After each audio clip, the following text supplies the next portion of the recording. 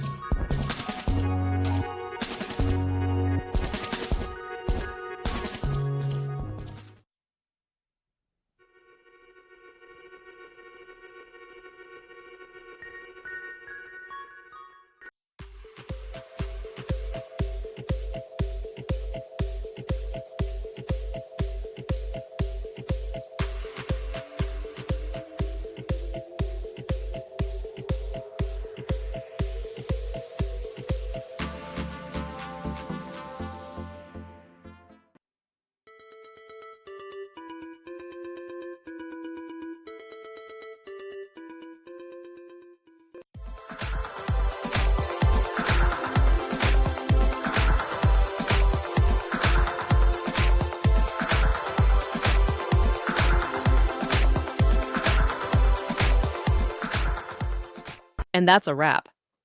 I hope you found the answer you were looking for. If you did, take a second to hit that subscribe button. It really helps out.